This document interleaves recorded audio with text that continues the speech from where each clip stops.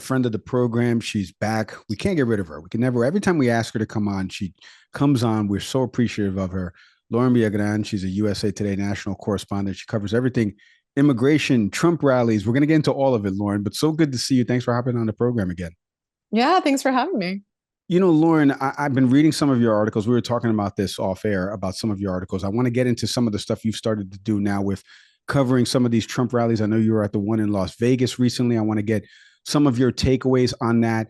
But first, I want to start for you because I know immigration has been such a big focal point of your career and your coverage, and you live in a border town. So you're around this daily.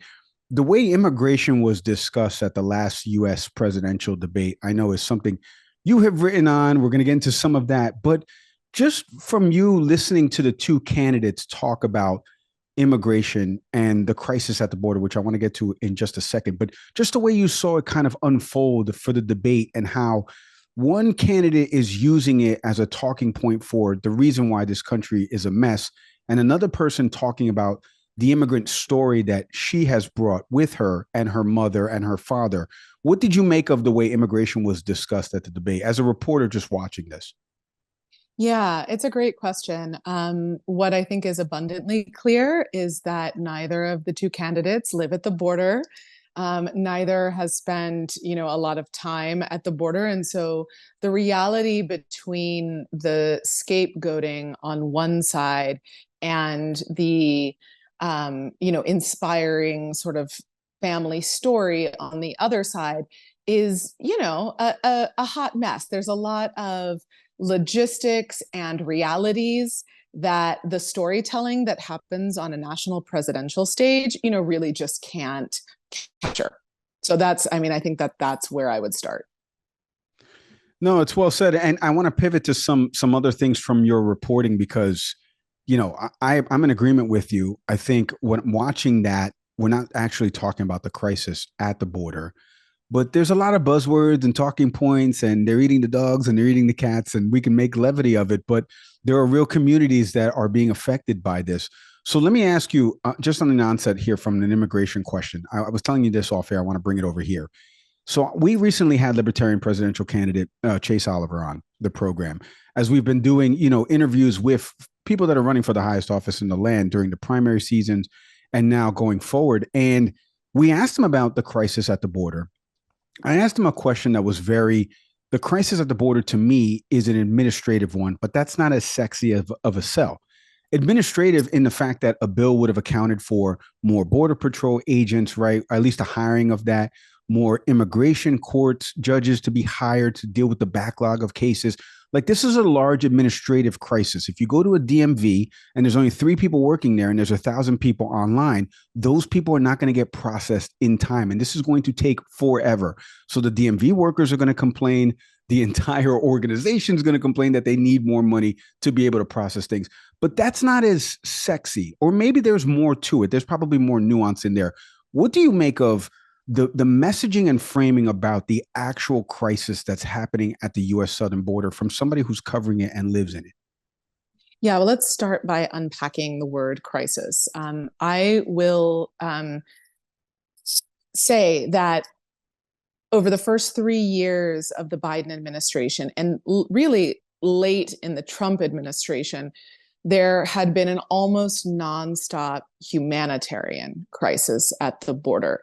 Um, a crisis in which you saw tens of thousands of families coming to seek asylum, in many cases, overwhelming the capacity of both the Mexican and US border cities to attend to and care for them, and overwhelming the border patrol's capacity to efficiently process people. It's almost shocking to say, but we have not seen that crisis for now 5 going on 6 months, and there are a couple of reasons for that. 2 big ones. One is our neighbor to the south, Mexico.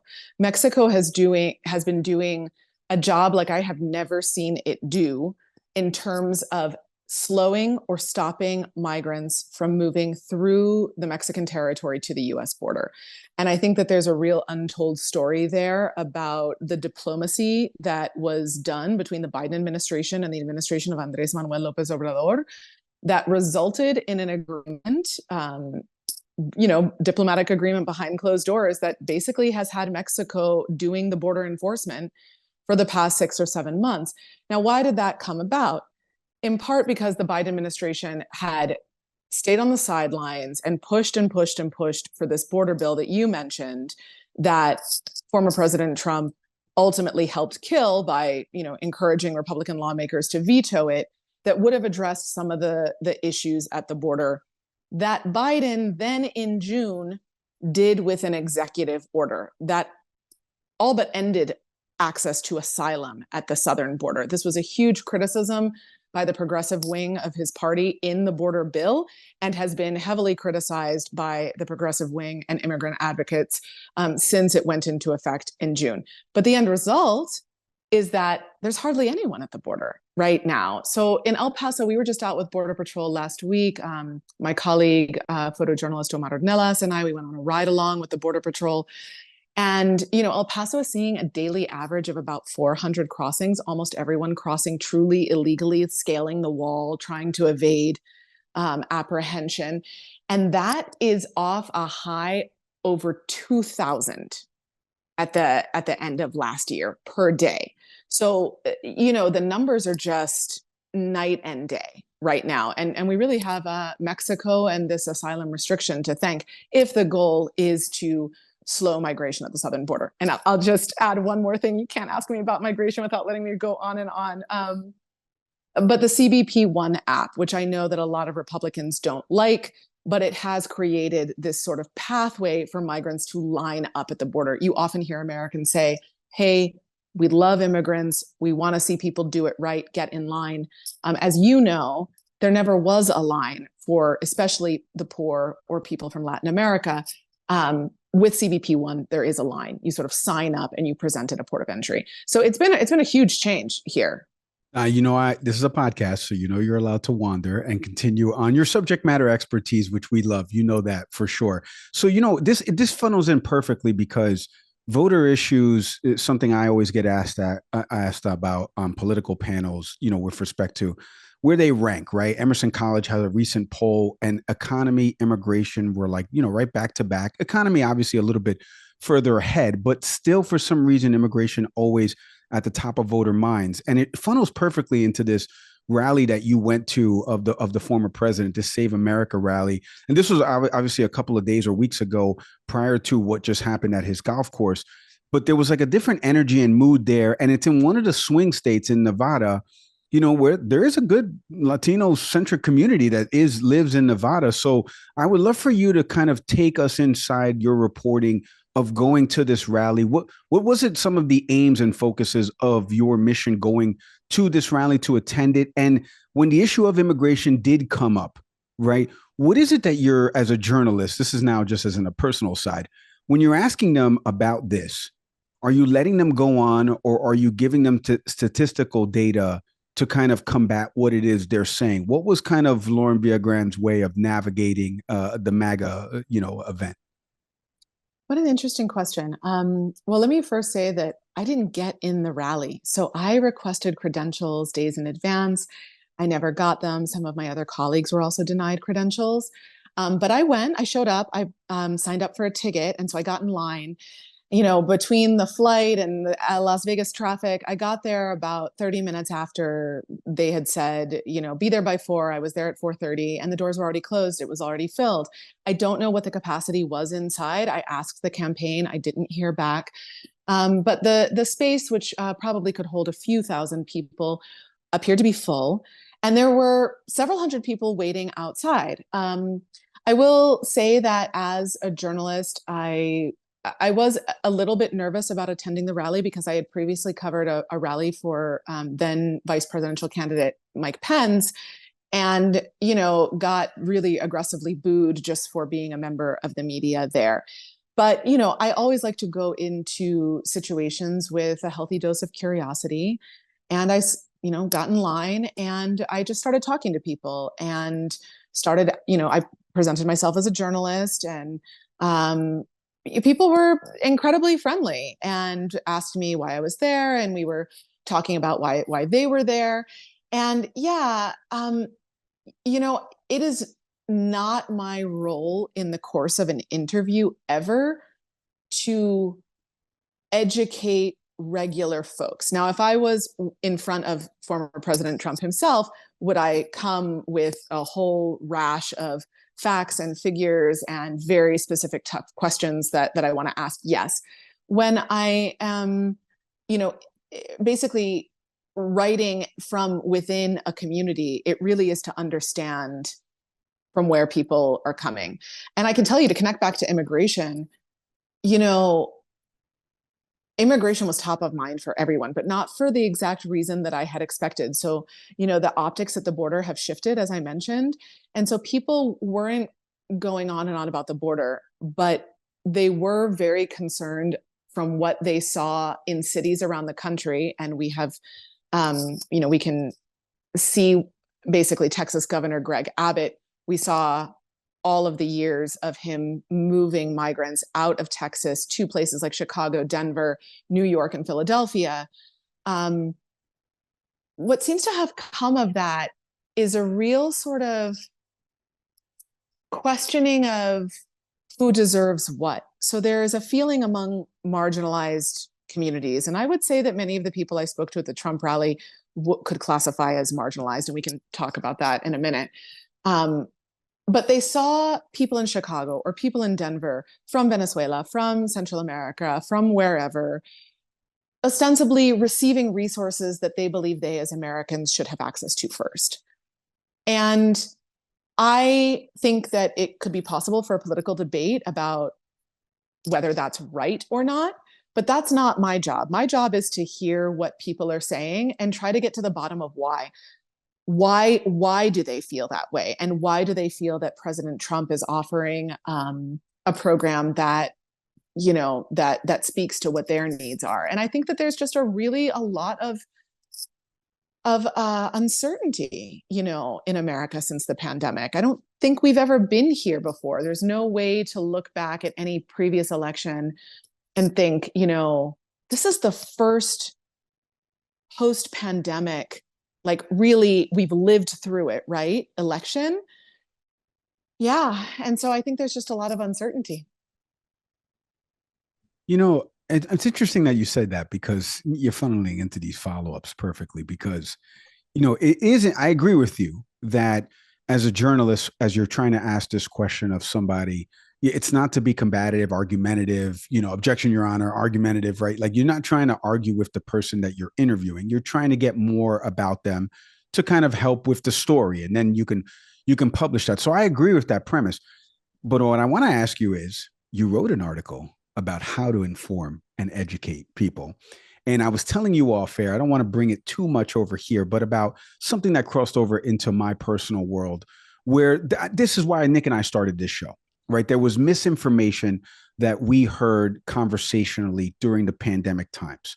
And that I'm a former producer from one of the networks that is, a chief source of some of this misinformation. And it's mainly from their opinion programming, not maybe their news programming. So I wanted to do something about that. I would love for you to take kind of people inside of this piece, because, as people were watching the debate, and now in the subsequent days, PolitiFact has released something Kamala Harris said about that there's no military troops serving anywhere right now. And there's been videos of troops out in the military serving in other places, right? There's obviously that what happened in Springfield, Ohio with the Haitian community. And obviously now what's happened in the subsequent days with the town saying that this is not happening here. And now everybody's got to answer for something that was lied about on a national stage. But you wrote this great piece that I encourage people to go check out over at USA Today about how to talk to family members when they bring up misinformation and disinformation. Okay, so Lauren, you're the subject matter expert. Tell me how to talk to my family. Yeah, well, the very first thing is don't laugh at them or ridicule them or belittle them or start with sarcasm. It's not going to go well. I think the first thing that I learned in writing this piece is that there are real important reasons why people accept, believe, and then spread conspiracy theories, right? And it's not because they're terrible people, okay? I think to start with the beginning of your question, politics is politics, and politicians are always going to tell half truths. And it's really, I think, an important function of journalism to do that fact checking that you mentioned. Um, that being said, disinformation is different from misinformation, right? So disinformation is really creating, I mean, we can just call it what it is, like a lie to use for political ends. And I think the story about migrants eating household pets is a perfect example of that. And it does extreme harm because it obscures the very real challenges that, for example, a community like Springfield, Ohio is facing with a large number of newcomers in their community who don't speak English. And we can talk about that in a minute. But when you're dealing with someone who has bought hook, line, and sinker into a conspiracy, a great place to start is by asking open-ended questions. Hey, where did you hear that information? What are your sources for that information? You've been doing some research. Tell me a little bit more about that. And really try to get an understanding of where it came from. Unfortunately, and this was very sad to me, especially as a journalist who peddles in facts, that research shows that it can be very difficult, if not impossible, to get somebody to let a conspiracy theory go. And part of the reason for that is that either they're using it to make sense of their world, and even if it seems a little off, a little maybe even crazy, it's helped them make sense of something in their world that was provoking anxiety or loss of control.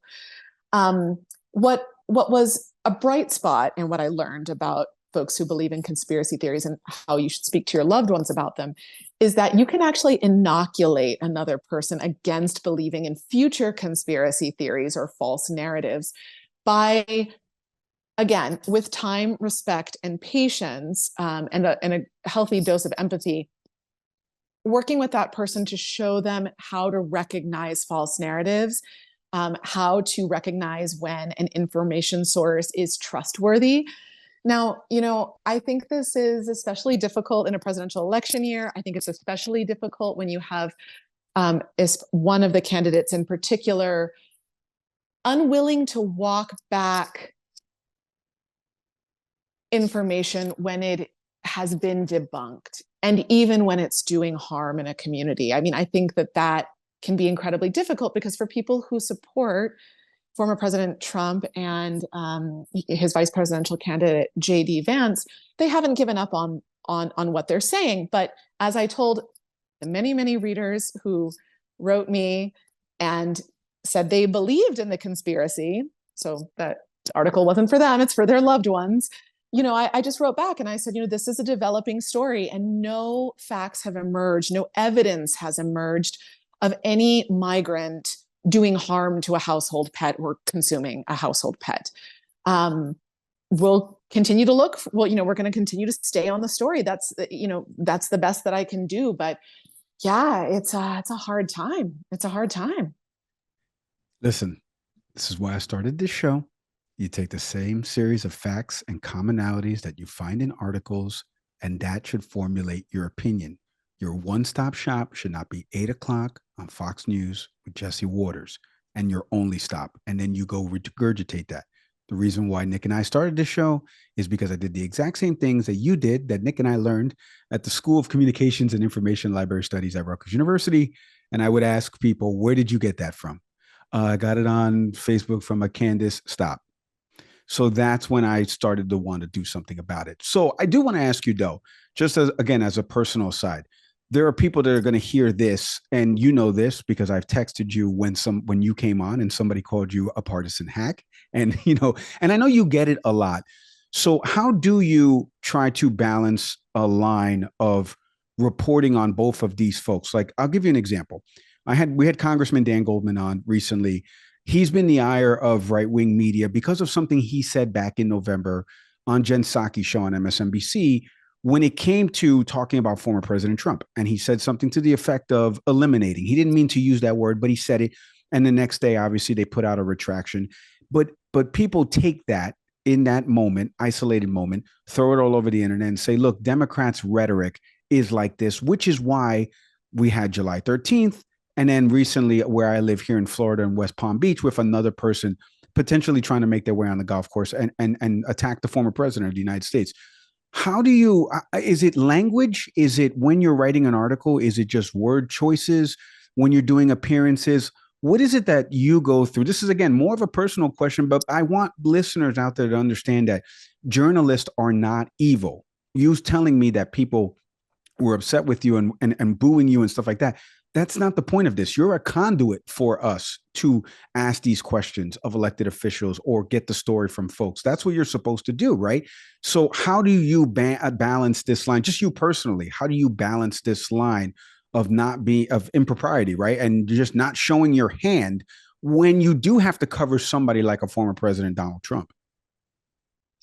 I mean, it's a really good question, especially in terms of like media literacy today. So, no one is perfect, and everyone may have their own ways of viewing politics at any given moment. One of the things, especially as a border reporter, that I like to tell people, I mean, I expect anytime I write a story that there is going to be I find that when there is a strong reaction to a story that I write, believe it or not, I often get strong reactions on the same story from both sides because there's no way to ever satisfy everyone. And that's not my job. And in fact, I feel like I've done my job if people are getting a little bit worked up about what they're reading. It means something has moved within them and maybe something's making them a little bit uncomfortable, but I'm bringing some reality to their breakfast table or to their mobile app or what have you. Um, you know, it is a real job to be a journalist in this time, and I believe it is both. Sometimes I've thought about this in really like enormous terms, Mike. Like the in human history, there have always been storytellers. And I like to see some of the work that we do as part of telling the human story. But also, there's just the sort of basic work of being a journalist. So, for example, when the migrant pet story started swirling, I tried to keep an open mind and think, okay, this sounds off, but let's go dig in. And I started to find how some of this got cobbled together. The woman somewhere else in Ohio who is not a migrant and is not Haitian, but who did harm to a cat, and how that got connected to other issues in Springfield. But what I do is what other people don't have time to do because it's my job to do it, is I tuned into a 2 or 3 hour city commission meeting in Springfield, Ohio. I don't live there. I listened to everyone. And you know what was fascinating about that is that you could really see the quilt of that community. People who were open-minded and wanted to help the Haitian migrants, others who wanted to be open-minded but were bringing up some very real issues that they felt that were happening in their community. For example, car accidents. There's been more car accidents, and there's a concern that some of the newcomers are driving without a license.